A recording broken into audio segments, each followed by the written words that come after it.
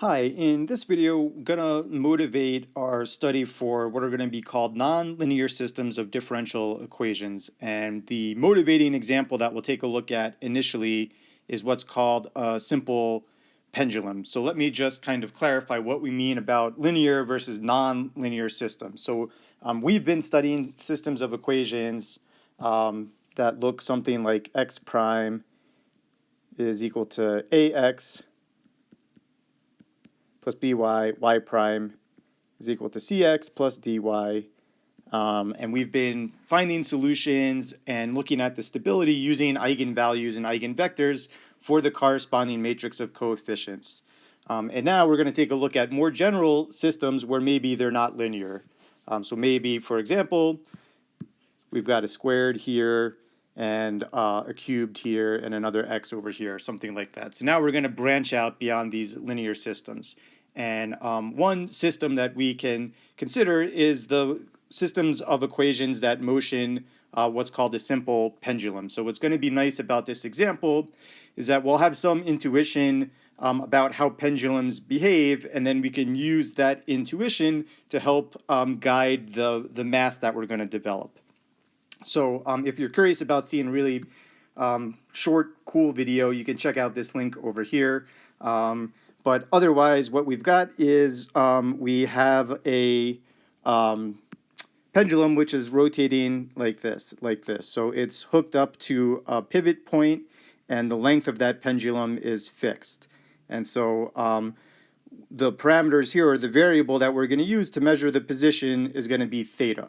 Okay, so when theta is equal to 0, this pendulum is going to be at its equilibrium position, and then if theta is positive, we start to move it this way. If theta is negative, we start to rotate it this way, and then we can think about what happens if I move it a certain distance and then let it go. How's it going to behave over time, and so on. So this is kind of the system that'll be lurking in the background, at least initially.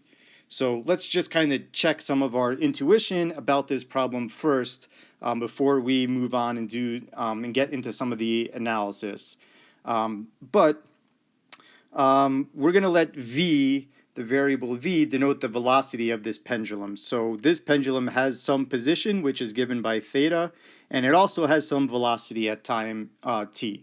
And so before we get too far in, let's just kind of stop and think about what some of the graphs of the solutions would look like when we plot them in the theta v plane. So I'm going to look at theta on the horizontal axis. So that's like our position, and the velocity v on the vertical axis. So let's imagine that the pendulum is set up initially so that it is over here at its equilibrium position at time 0. So theta is equal to 0, so we're going to stay on this v-axis.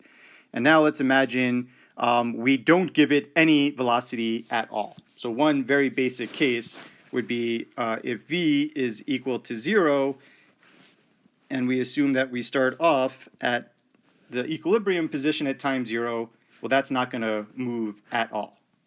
Okay, so this would be like an equilibrium over here since the solution is going to remain constant. Okay, that's pretty boring. So now let's think about what happens if we actually push this pendulum a little bit. So now let's consider v being, I'll just call this relatively small, and we're still going to start at theta equals 0. So we're going to still start on the v-axis over here because theta is 0, and we're just going to give it some initial push over here. We'll call this our v0 value. So if I just gave this a little nudge, then what you would expect is this is going to rotate back and forth, but because we've got some air resistance, as time goes on, eventually it's going to settle back to its equilibrium spot. So what that might look like is it's going to rotate around and around, but it's going to head back in towards the equilibrium at 0, 0. And maybe one last case to consider would be what happens if we give this a big initial push. So we've got theta on this axis, v up here, and now we're going to let v equal something that's big. but we're still going to start off at time 0 with theta being 0. So now we're way up here. We give this a big initial push, and so now you can think, if I push this really with a lot of force in this direction, we could push it so hard that it goes up. And then we might be able to push it so hard that it goes up and all the way around several times. So what's going to happen in that case is that it's not going to settle back at its equilibrium position. For example, if I gave it enough push to do one full rotation, and then it doesn't quite have enough to do a second one, it would settle back down over here, where now its position would be located at 2 pi, because it's done one full rotation and kind of bounced back and forth, but then settles back in at 2 pi. So what that graph might look like is we get kind of a different equilibrium over here. So what we can see here is we do have an equilibrium, and we do have some idea of what might be stable versus unstable equilibrium. So what I want to do next is develop the equations that govern the motion of the pendulum, and then we can apply some techniques from Chapter 8 in the notes on Diffie Qs to study the dynamics of these nonlinear systems.